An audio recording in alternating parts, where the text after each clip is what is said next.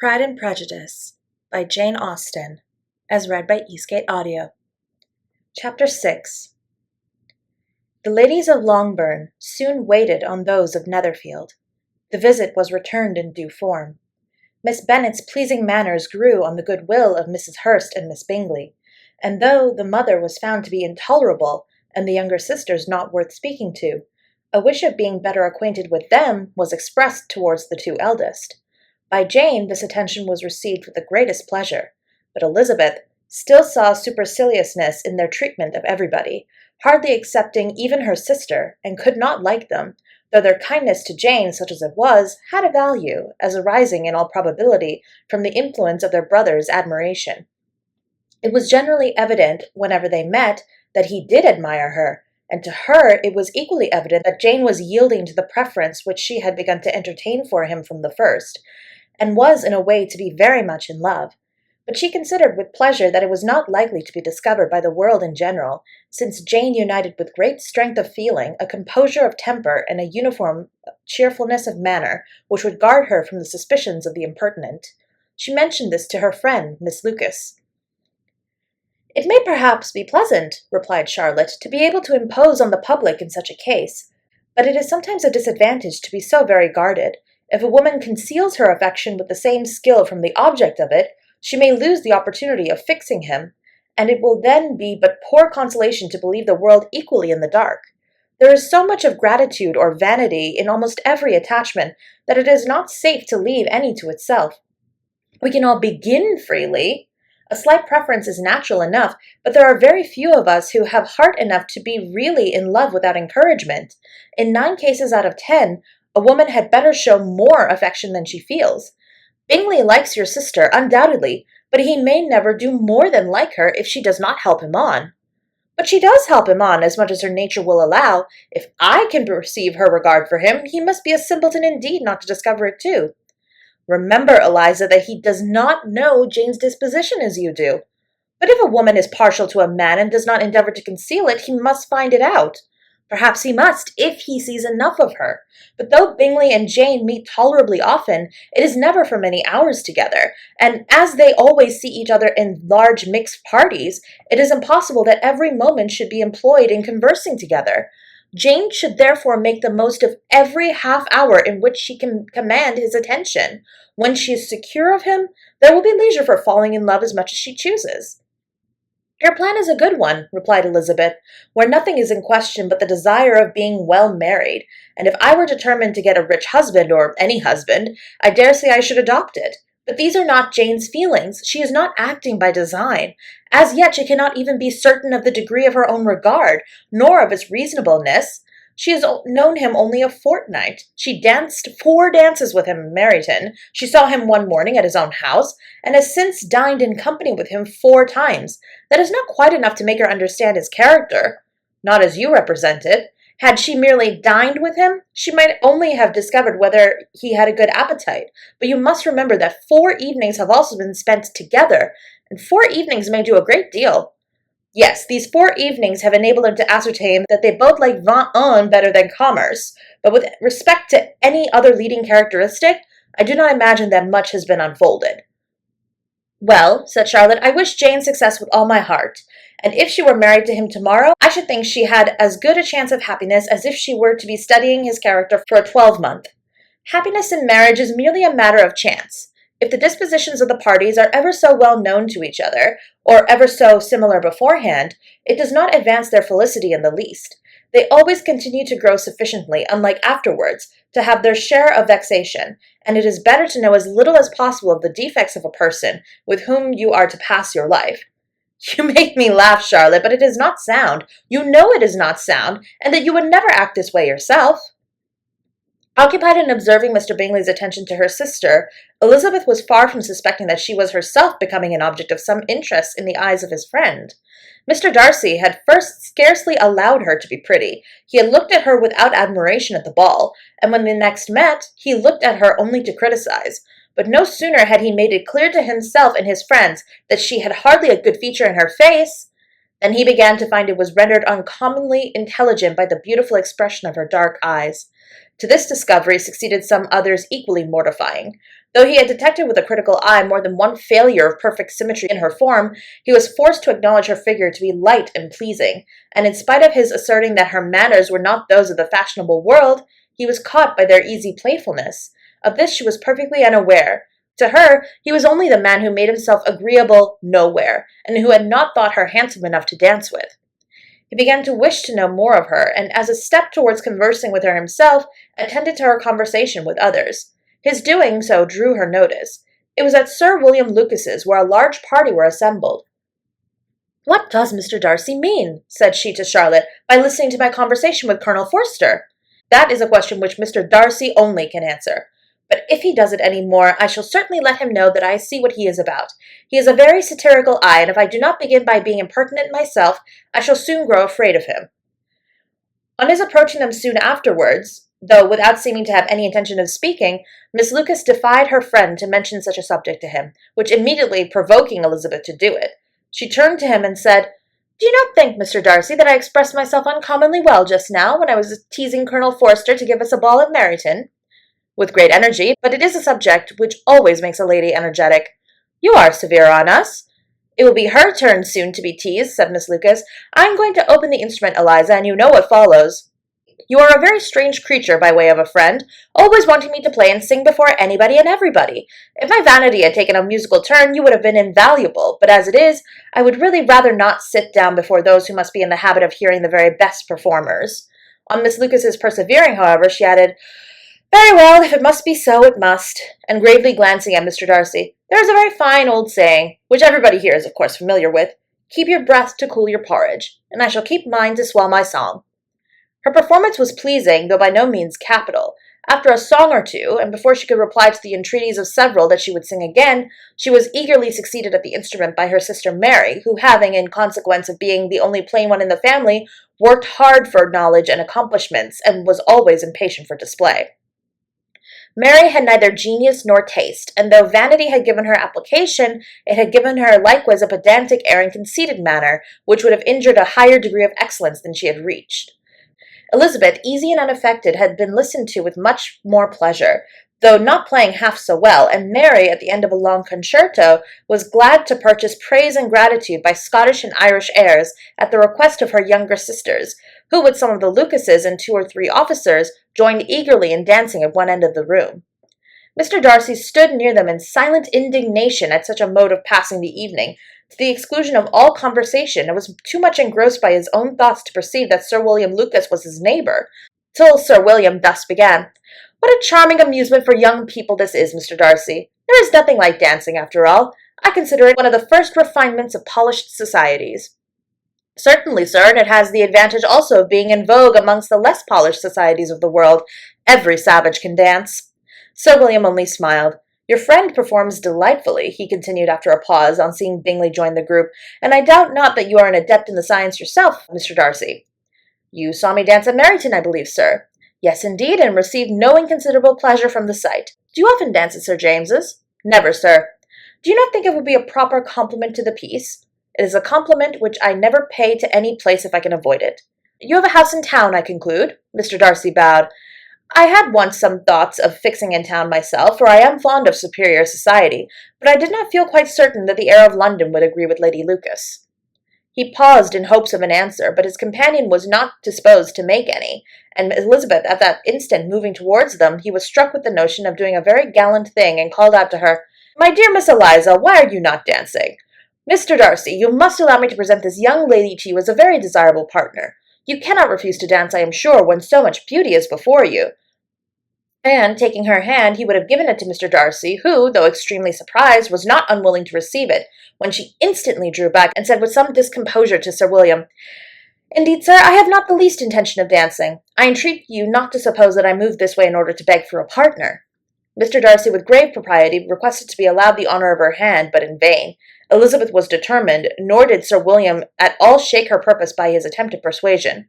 "You excel so much in the dance, Miss Eliza, that it is cruel to deny me the happiness of seeing you, and though this gentleman dislikes the amusement in general, he can have no objection, I am sure, to oblige us for 1/2 hour." "Mr. Darcy is all politeness," said Elizabeth, smiling. "He is indeed, but considering the inducement, my dear Eliza, we cannot wonder at his complaisance, for who would object to such a partner?" Elizabeth looked archly and turned away. Her resistance had not injured her with the gentleman, and he was thinking of her with some complacency when thus accosted by Miss Bingley. "I can guess the subject of your reverie." "I should imagine not. You are considering how insupportable it would be to pass many evenings in this manner, in such society, and indeed I am quite of your opinion. I was never more annoyed. The insipidity and yet the annoyance, the nothingness and yet the self-importance of all these people. What I would give to hear your strictures on them. Your conjecture is totally wrong, I assure you.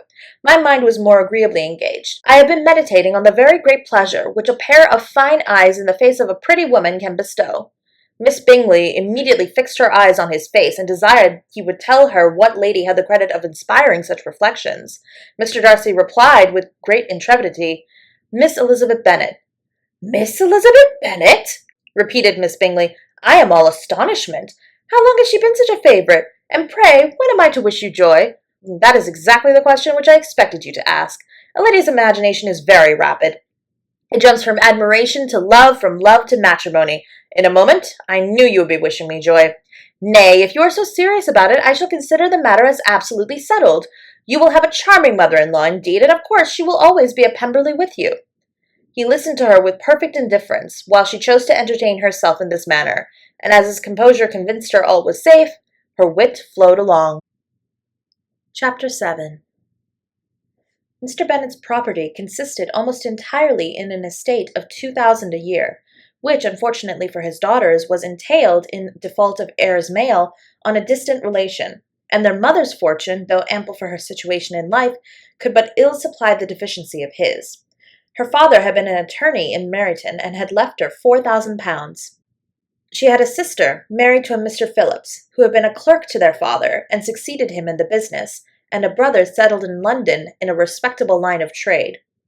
The village of Longbourn was only 1 mile from Meryton, a most convenient distance for the young ladies, who were usually tempted thither 3 or 4 times a week, to pay their duty to their aunt and to a milliner's shop just over the way.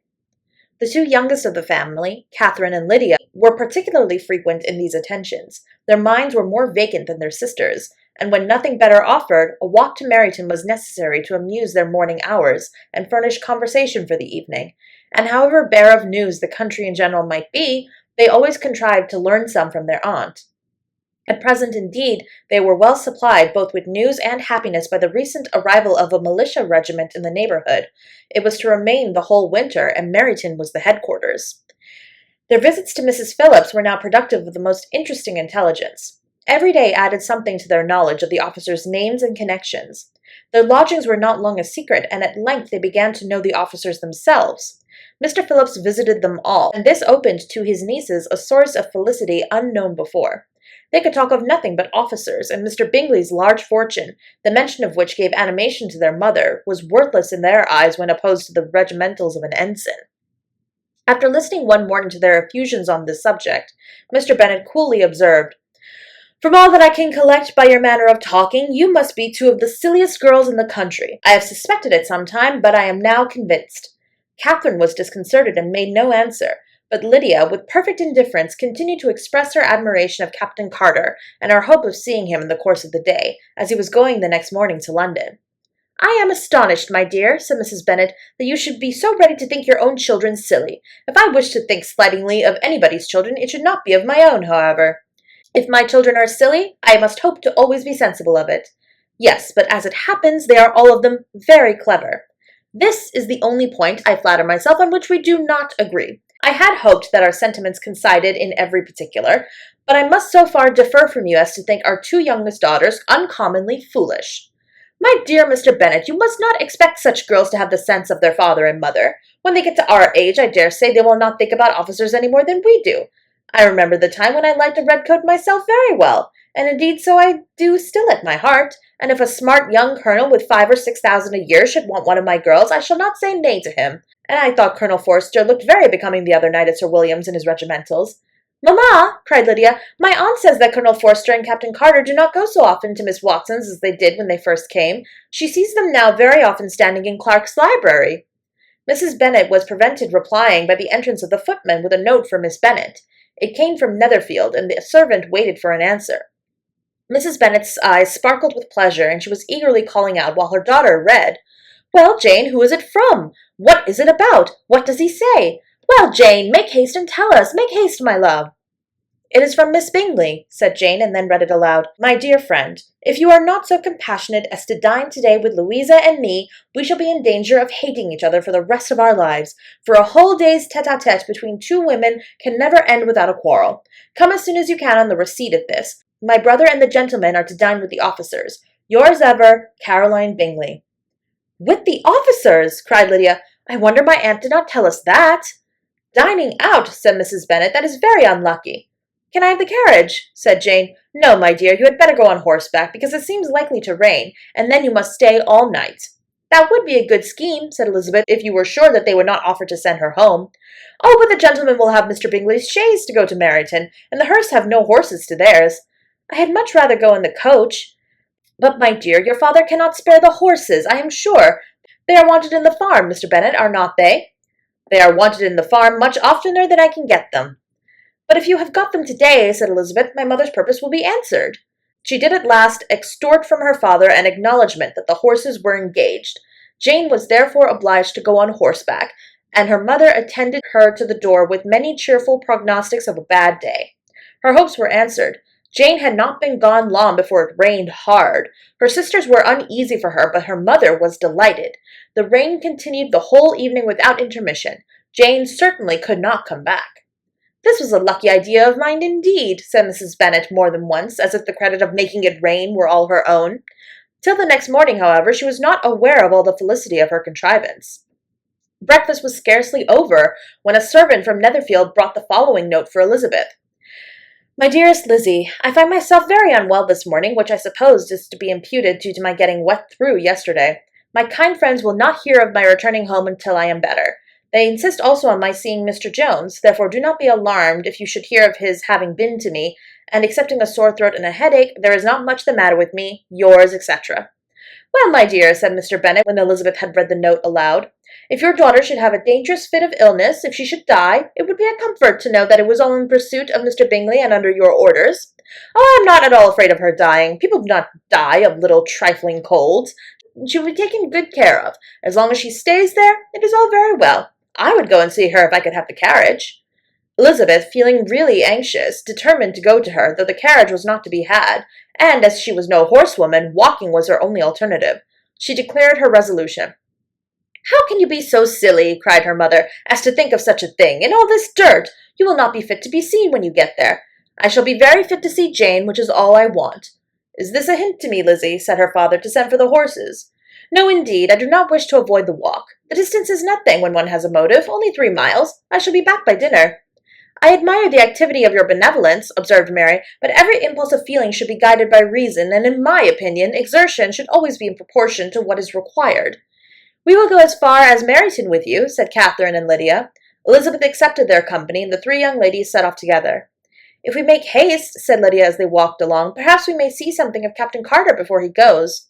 In Meryton they parted. The 2 youngest repaired to the lodgings of one of the officers' wives, and Elizabeth continued her walk alone, crossing field after field at a quick pace, jumping over stiles and springing over puddles with impatient activity, and finding herself at last within view of the house, with weary ankles, dirty stockings, and a face glowing with the warmth of exercise.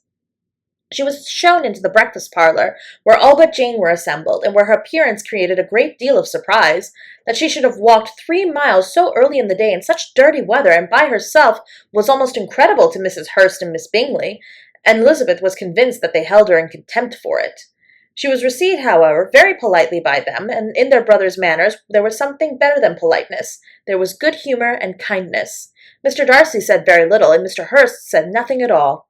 The former was divided between admiration of the brilliancy which exercise had given to her complexion and doubt as to the occasions justifying her coming so far alone. The latter was thinking only of his breakfast.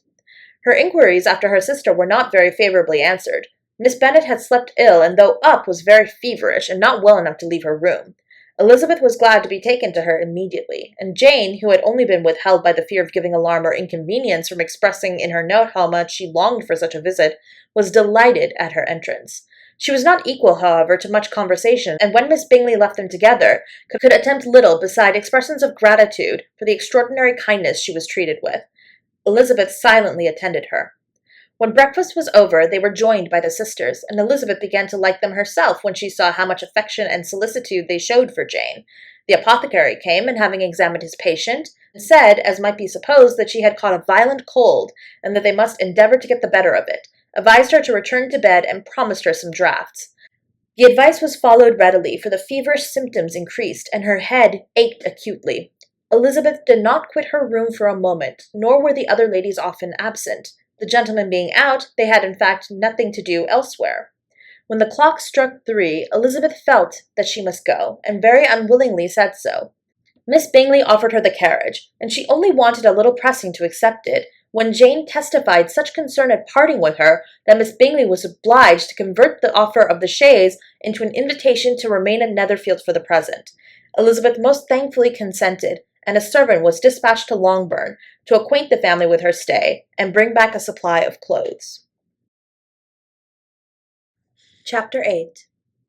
At 5 o'clock the two ladies retired to dress, and at 6:30 Elizabeth was summoned to dinner. To the civil inquiries which then poured in, and amongst which she had the pleasure of distinguishing the much superior solicitude of Mr. Bingley, she could not make a very favourable answer. Jane was by no means better. The sisters, on hearing this, repeated 3 or 4 times how much they were grieved, how shocking it was to have a bad cold, and how excessively they disliked being ill themselves, and then thought no more of the matter, and their indifference towards Jane when not immediately before them restored Elizabeth to the enjoyment of all her original dislike.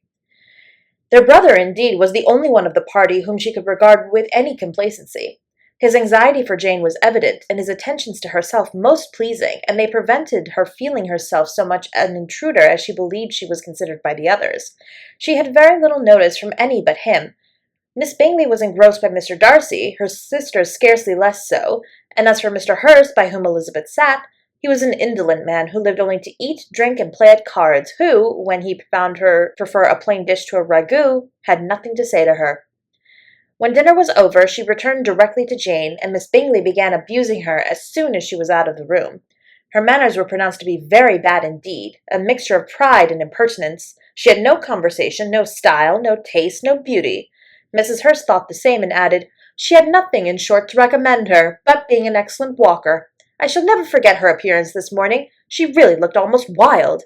She did indeed, Louisa. I could hardly keep my countenance. Very nonsensical to come at all. Why must she be scampering about the country because her sister had a cold? Her hair so untidy, so blowsy. Yes, and her petticoat. I hope you saw her petticoat. 6 inches deep in mud, I am absolutely certain, and the gown which she had let down to hide it not doing its office. Your picture may be very exact, Louisa, said Bingley, but this was all lost upon me. I thought Miss Elizabeth Bennet looked remarkably well when she came into the room this morning. Her dirty petticoat quite escaped my notice. You observed it, Mr. Darcy, I am sure, said Miss Bingley, and I am inclined to think that you would not wish to see your sister make such an exhibition. Certainly not. To walk 3 miles, or 4 miles, or 5 miles, or whatever it is, above her ankles in dirt, and alone, quite alone, what could she mean by it? It seems to me to show an abominable sort of conceited independence, a most country-town indifference to decorum. It shows an affection for her sister that is very pleasing, said Bingley. I am afraid, Mr. Darcy, observed Miss Bingley in a half-whisper, that this adventure has rather affected your admiration of her fine eyes. Not at all, he replied. They were brightened by the exercise. A short pause followed this speech, and Mrs. Hurst began again. I have an excessive regard for Jane Bennet. She is really a very sweet girl, and I wish with all my heart she were well settled. But with such a father and mother, and such low connections, I am afraid that there is no chance of it. I think I have heard you say that their uncle is an attorney in Meryton? Yes, and they have another who lives somewhere near Cheapside. That is capital, added her sister, and they both laughed heartily. If they had uncles to fill all Cheapside, cried Bingley, it would not make them one jot less agreeable. But it must very materially lessen their chances of marrying men of any consideration in the world, replied Darcy. To this speech Bingley made no answer, but his sisters gave it their hearty assent, and indulged their mirth for some time at the expense of their dear friend's vulgar relations. With a renewal of tenderness, however, they repaired to her room on leaving the dining-parlour, and sat with her till summoned to coffee. She was still very poorly, and Elizabeth would not quit her at all till late in the evening, when she had the comfort of seeing her asleep, and when it appeared to her rather right than pleasant that she should go downstairs herself. On entering the drawing-room, she found the whole party at loo, and was immediately invited to join them, but suspecting them to be playing high, she declined it, and making her sister the excuse, said she would amuse herself for the short time she could stay below with a book. Mr. Hurst looked at her with astonishment. "Do you prefer reading to cards?" said he. "That is rather singular." "Miss Eliza Bennet," said Miss Bingley, "despises cards. She is a great reader and has no pleasure in anything else." "I deserve neither such praise nor such censure," cried Elizabeth. "I am not a great reader, and I have pleasure in many things." "In nursing your sister, I am sure you have pleasure," said Bingley, "and I hope it will soon be increased by seeing her quite well." Elizabeth thanked him from her heart, and then walked towards a table where a few books were lying. He immediately offered to fetch her others, all that his library afforded. "And I wish my collection were larger for your benefit and my own credit, but I am an idle fellow, and though I have not many, I have more than I ever looked into." Elizabeth assured him that she could suit herself perfectly with those in the room. "I am astonished," said Miss Bingley, "that my father should have left so small a collection of books. What a delightful library you have at Pemberley, Mr. Darcy." "It ought to be good," he replied. "It has been the work of many generations." "And then you have added so much to it yourself. You are always buying books. I cannot comprehend the neglect of a family library in such days as these." "Neglect! I am sure you neglect nothing that can add to the beauties of that noble place. Charles, when you build your house, I wish it may be half as delightful as Pemberley." "I wish it may. But I would really advise you to make your purchase in that neighbourhood, and take Pemberley for a kind of model. There is not a finer county in England than Derbyshire." "With all my heart I will buy Pemberley itself, if Darcy will sell it. I am talking of possibilities, Charles. Upon my word, Caroline, I should think it more possible to get Pemberley by purchase than by imitation." Elizabeth was so much caught by what passed as to leave her very little attention for her book, and soon, laying it wholly aside, she drew near the card table and stationed herself between Mr. Bingley and his eldest sister to observe the game. "Is Miss Darcy much grown since the spring?" said Miss Bingley, "or will she be as tall as I am?" "I think she will. She is now about Miss Elizabeth Bennet's height, or rather taller. How I long to see her again! I never met anybody who delighted me so much. Such a countenance, such manners, and so extremely accomplished for her age. Her performance on the pianoforte is exquisite." "It is amazing to me," said Bingley, "how young ladies can have patience to be so very accomplished as they all are." "All young ladies accomplished? My dear Charles, whatever do you mean?" "Yes, all of them, I think. They all paint tables, cover screens, and net purses. I scarcely know any one who cannot do all this, and I am sure I never heard a young lady spoken of for the first time without being informed that she is very much accomplished." "Your list of the common extent of accomplishments," said Darcy, "has too much truth. The word is applied to many a woman who deserves it no otherwise than by netting a purse or covering a screen. But I am very far from agreeing with you in your estimation of ladies in general. I cannot boast of knowing more than half a dozen in the whole range of my acquaintance that are really accomplished." "Nor I am sure," said Miss Bingley. "Then," observed Elizabeth, "you must comprehend a great deal in your idea of an accomplished woman." "Yes, I do comprehend a great deal in it." "Oh, certainly," cried his faithful assistant. "No one can be really esteemed accomplished who does not greatly surpass what is usually met with. A woman must have a thorough knowledge of music, singing, drawing, dancing, and the modern languages to deserve the word, and besides all this she must possess a certain something in her air and manner of walking, the tone of her voice, her address and expressions, or the word will be but half deserved." "All this she must possess," added Darcy, "and to all she must yet add something more substantial in the improvement of her mind by extensive reading." "I am no longer surprised at your knowing only 6 accomplished women. I rather wonder now at your knowing any. Are you so severe upon your own sex as to doubt the possibility of all this? I never saw such a woman. I never saw such capacity and taste and application and elegance as you describe united." Mrs. Hurst and Miss Bingley both cried out against the injustice of her implied doubt, and were both protesting that they knew many women who deserved this description when Mr. Hurst called them to order, with bitter complaints of their inattention to what was going forward. As all conversation was thereby at an end, Elizabeth soon left the room. "Eliza Bennet," said Miss Bingley, when the door was closed on her, "is one of those young ladies who seek to recommend themselves to the other sex by undervaluing their own, and with many men I dare say it succeeds, but in my opinion it is a paltry device, a very mean art." "Undoubtedly," replied Darcy, to whom this remark was chiefly addressed. "There is meanness in all the arts, which ladies sometimes condescend to employ for captivation. Whatever bears affinity to cunning is despicable." Miss Bingley was not so entirely satisfied with this reply as to continue the subject. Elizabeth joined them again, only to say that her sister was worse, and that she could not leave her. Bingley urged Mr. Jones's being sent for immediately, while his sisters, convinced that no country advice could be of any service, recommended an express to town for one of the most eminent physicians.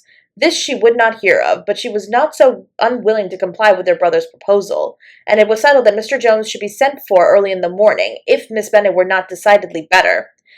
Bingley was quite uncomfortable. His sisters declared that they were miserable. They solaced their wretchedness, however, by duets after supper, while he could find no better relief to his feelings than by giving his housekeeper directions that every possible attention might be paid to the sick lady and her sister. Chapter 9. Elizabeth passed the chief of the night in her sister's room, and in the morning had the pleasure of being able to send a tolerable answer to the inquiries which she very early received from Mr. Bingley by a housemaid, and some time afterwards from the 2 elegant ladies who waited on his sisters. In spite of this amendment, however, she requested to have a note sent to Longbourn, desiring her mother to visit Jane, and form her own judgment of her situation. The note was immediately dispatched, and its contents as quickly complied with. Mrs. Bennet, accompanied by her 2 youngest girls, reached Netherfield soon after the family breakfast. Had she found Jane in any apparent danger, Mrs. Bennet would have been very miserable, but being satisfied on seeing her that her illness was not alarming, she had no wish of her recovering immediately, as her restoration to health would probably remove her from Netherfield. She would not listen, therefore, to her daughter's proposal of being carried home. Neither did the apothecary, who arrived at about the same time, think it at all advisable. After sitting a little with Jane, on Miss Bingley's appearance and invitation, the mother and 3 daughters all attended her into the breakfast parlour. Bingley met them with hopes that Mrs. Bennet had not found Miss Bennet worse than she expected. "Indeed I have, sir," was the answer. "She is a great deal too ill to be moved. Mr. Jones says we must not think of moving her. We must trespass a little longer on your kindness." "Removed!" cried Bingley. "It must not be thought of. My sister, I am sure, will not hear of her removal." "You may depend upon it, madam," said Miss Bingley with cold civility, "that Miss Bennet shall receive every possible attention while she remains with us." Mrs. Bennet was profuse in her acknowledgments. "I am sure," she added, "if it was not for such good friends, I do not know what would become of her, for she is very ill indeed, and suffers a vast deal, though with the greatest patience in the world, which is always the way with her, for she has without exception the sweetest temper I have ever met with. I often tell my other girls that they are nothing to her. You have a very sweet room here, Mr. Bingley, and a charming prospect over that gravel walk. I do not know a place in the country that is equal to Netherfield. You will not think of quitting it in a hurry, I hope, though you have but a short lease." "Whatever I do is done in a hurry," replied he, "and therefore, if I should resolve to quit Netherfield, I should probably be off in 5 minutes. At present, however, I consider myself as quite fixed here." "That is exactly what I should have supposed of you," said Elizabeth. "You begin to comprehend me, do you?" cried he, turning towards her. "Oh, yes, I understand you perfectly. I wish I might take this for a compliment, but to be so easily seen through, I'm afraid, is pitiful. That is as it happens. It does not necessarily follow that a deep, intricate character is more or less estimable than such a one as yours." "Lizzie!" cried her mother, "remember where you are, and do not run on in the wild manner that you are suffered to do at home." "I did not know before," continued Bingley immediately, "that you were a studier of character. It must be an amusing study." "Yes, but intricate characters are the most amusing. They have at least that advantage." "The country," said Darcy, "can in general supply but few subjects for such a study. In a country neighbourhood you move in a very confined and unvarying society. But people themselves alter so much, that there is something new to be observed in them forever." "Yes, indeed," cried Mrs. Bennet, offended by his manner of mentioning a country neighbourhood. "I assure you there is quite as much of that going on in the country as in town." Everybody was surprised, and Darcy, after looking at her for a moment, turned silently away. Mrs. Bennet, who fancied she had gained a complete victory over him, continued her triumph. "I cannot see that London has any great advantage over the country, for my part, except the shops and public places. The country is a vast deal pleasanter, is it not, Mr. Bingley?" "When I am in the country," he replied, "I never wish to leave it, and when I am in town, it is pretty much the same. They have each their advantages, and I can be equally happy in either." "Ay, that is because you have the right disposition. But that gentleman," looking at Darcy, "seemed to think the country was nothing at all." "Indeed, mamma, you are mistaken," said Elizabeth, blushing for her mother.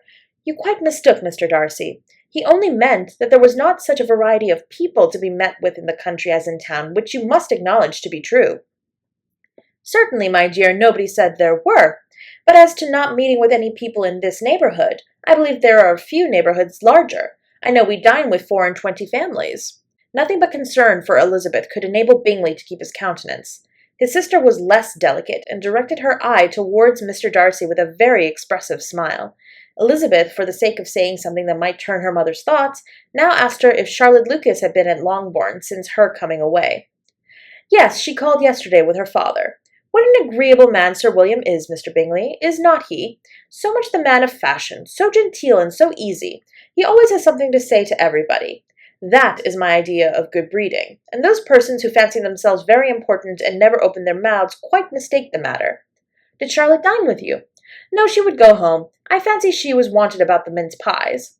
For my part, Mr. Bingley, I always keep servants that do their own work. My daughters are brought up differently. But everybody is to judge for themselves, and the Lucases are a very good sort of girls, I assure you. It is a pity they are not handsome. Not that I think Charlotte is so very plain, but then she is our particular friend." "She seems a very pleasant young woman," said Bingley. "Oh dear, yes, but you must own she is very plain. Lady Lucas herself has often said so, and envied me Jane's beauty. I do not like to boast of my own child, but to be sure one does not often see anybody better looking. It is what everybody says. I do not trust my own partiality. When she was only 15, there was a gentleman at my brother's gardener's in town so much in love with her that my sister-in-law was sure he would make her an offer before we came away. But however, he did not. Perhaps he thought her too young. However, he wrote some verses on her, and very pretty they were." "And so ended his affection," said Elizabeth impatiently. "There has been many a one, I fancy, overcome in the same way. I wonder who first discovered the efficacy of poetry in driving away love." "I have been used to consider poetry as the food of love," said Darcy. "Of a fine, stout, healthy love it may. Everything nourishes what is strong already. But if it be only a slight, thin sort of inclination, I am convinced that one good sonnet will starve it entirely away." Darcy only smiled, and the general pause which ensued made Elizabeth tremble, lest her mother should be exposing herself again. She longed to speak, but could think of nothing to say, and after a short silence Mrs. Bennet began repeating her thanks to Mr. Bingley for his kindness to Jane, with an apology for troubling him also with Lizzie. Mr. Bingley was unaffectedly civil in his answer, and forced his younger sister to be civil also, and say what the occasion required. She performed her part indeed without much graciousness, but Mrs. Bennet was satisfied, and soon afterwards ordered her carriage. Upon this signal, the youngest of her daughters put herself forward. The two girls had been whispering to each other during the whole visit, and the result of it was that the youngest should tax Mr. Bingley with having promised on his first coming into the country to give a ball in Netherfield. Lydia was a stout, well-grown girl of 15, with a fine complexion and good-humoured countenance, a favourite with her mother, whose affection had brought her into public at an early age. She had high animal spirits, and a sort of natural self-consequence, which the attentions of the officers, to whom her uncle's good dinners and her own easy manners recommended her, had increased into assurance. She was very equal, therefore, to address Mr. Bingley on the subject of the ball, and abruptly reminded him of his promise, adding that it would be the most shameful thing in the world if he did not keep it. His answer to this sudden attack was delightful to her mother's ear. "I am perfectly ready, I assure you, to keep my engagement, and when your sister is recovered, you shall, if you please, name the very day of the ball. But you would not wish to be dancing while she is ill?" Lydia declared herself satisfied. "Oh, yes, it would be much better to wait until Jane was well, and by that time, most likely, Captain Carter would be at Meryton again. And when you have given your ball," she added, "I shall insist on their giving one also. I shall tell Colonel Forster it will be quite a shame if he does not." Mrs. Bennet and her daughters then departed, and Elizabeth returned instantly to Jane, leaving her own and her relations' behaviour to the remarks of the two ladies and Mr. Darcy, the latter of whom, however, could not be prevailed on to join in their censure of her, in spite of all Miss Bingley's witticisms on fine eyes. Chapter 10. The day passed much as the day before had done. Mrs. Hurst and Miss Bingley had spent some hours of the morning with the invalid, who continued, though slowly, to mend, and in the evening Elizabeth joined their party in the drawing-room. The loo table, however, did not appear. Mr. Darcy was writing, and Miss Bingley, seated near him, was watching the progress of his letter, and repeatedly calling off his attention by messages to his sister. Mr. Hurst and Miss Bingley were at the piquet, and Mrs. Hurst was observing their game. Elizabeth took up some needlework, and was sufficiently amused in attending to what passed between Darcy and his companion.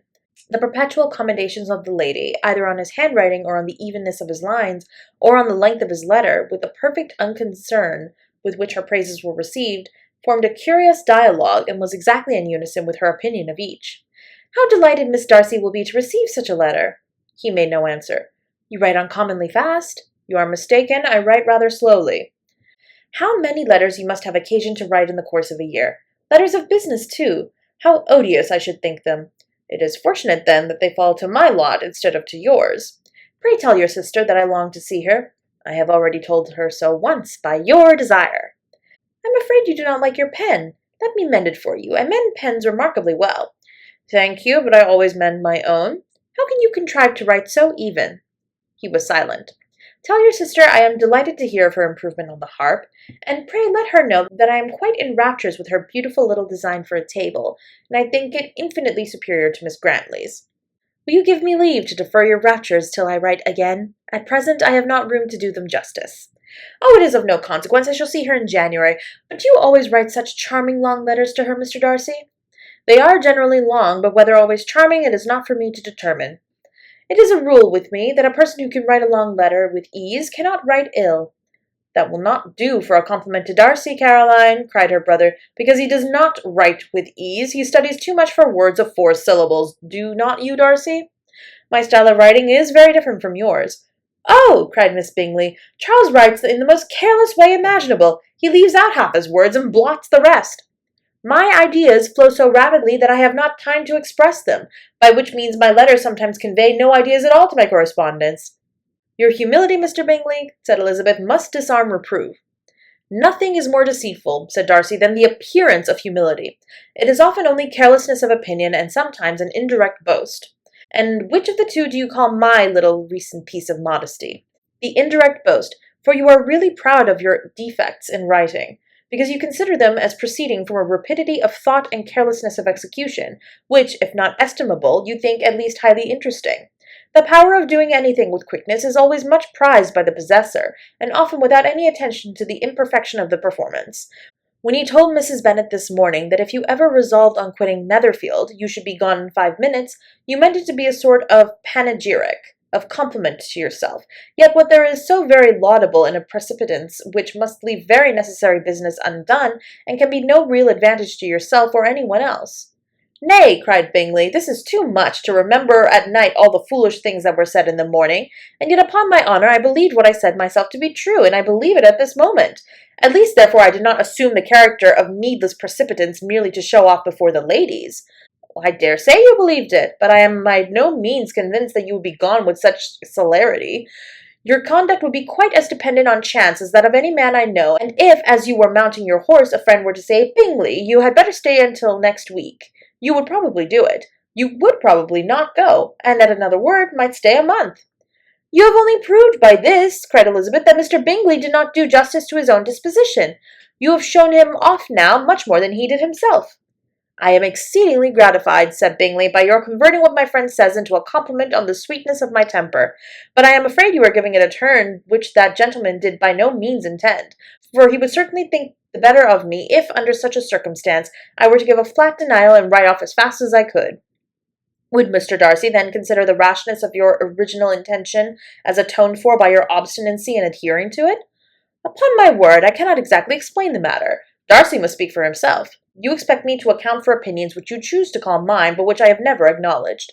Allowing the case, however, to stand according to your representation, you must remember, Miss Bennet, that the friend who is supposed to desire his return to the house and the delay of his plan has merely desired it, asked it, without offering one argument in favour of its propriety. To yield readily, easily to the persuasion of a friend is no merit with you. To yield without conviction is no compliment to the understanding of either. You appeared to me, Mr. Darcy, to allow nothing for the influence of friendship and affection. A regard for the requester would often make one readily yield to a request, without waiting for arguments to reason one into it. I am not particularly speaking of such a case as you have supposed about Mr. Bingley. We may as well wait, perhaps, till the circumstance occurs before we discuss the discretion of his behaviour thereupon. But in general and ordinary cases between friend and friend, where one of them is desired by the other to change a resolution of no very great moment, should you think ill of that person for complying with the desire without waiting to be argued into it? Will it not be advisable, before we proceed on this subject, to arrange with rather more precision the detail of importance, which is to appertain to this request, as well as the degree of intimacy subsisting between the parties? "By all means," cried Bingley. "Let us hear all the particulars, not forgetting their comparative height and size, for that will have more weight in the argument, Miss Bennet, than you may be aware of. I assure you that if Darcy were not such a great tall fellow in comparison with myself, I should not pay him half so much deference. I declare I do not know a more awful subject than Darcy on particular occasions, and in particular places, at his own house especially, and of a Sunday evening when he has nothing to do." Mr. Darcy smiled, but Elizabeth thought she could perceive that he was rather offended, and therefore checked her laugh. Miss Bingley warmly resented the indignity he had received in an expostulation with her brother for talking such nonsense. "I see your design, Bingley," said his friend. "You dislike an argument and want to silence this." "Perhaps I do. Arguments are too much like disputes. If you and Miss Bennet will defer yours until I am out of the room, I shall be very thankful, and then you may say whatever you like of me." "What you ask," said Elizabeth, "is no sacrifice on my side, and Mr. Darcy had much better finish his letter." Mr. Darcy took her advice, and did finish his letter. When that business was over, he applied to Miss Bingley and Elizabeth for the indulgence of some music.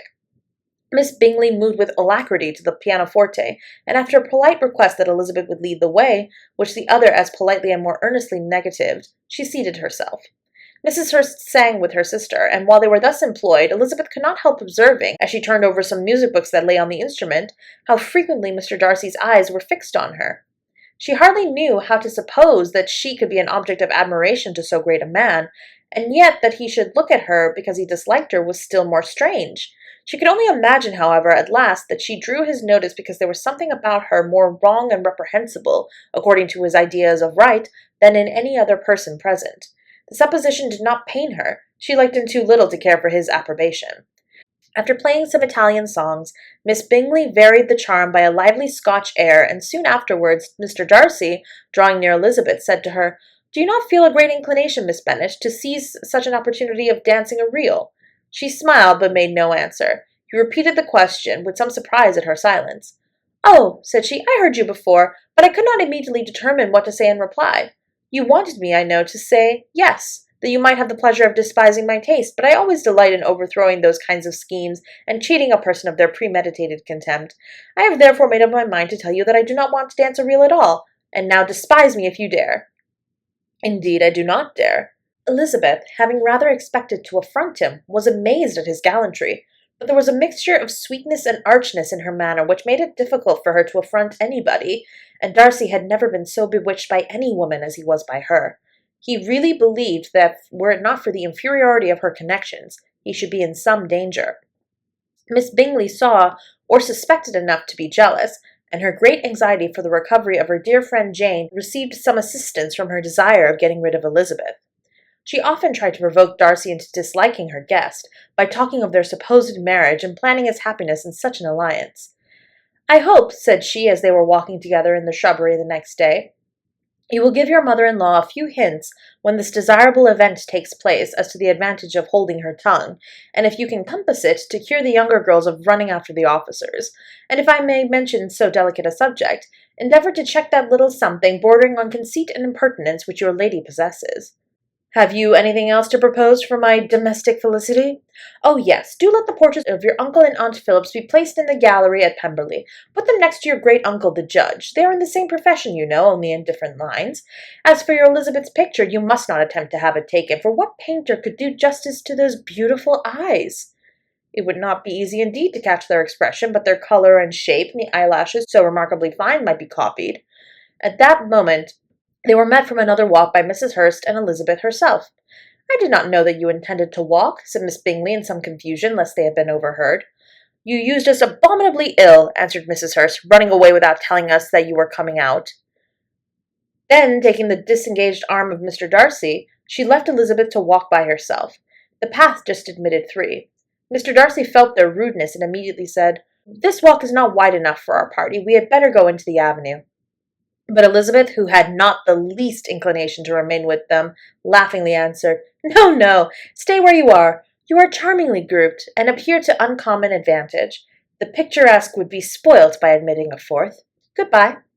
She then ran gaily off, rejoicing as she rambled about in the hope of being at home again in a day or two. Jane was already so much recovered as to intend leaving her room for a couple of hours that evening.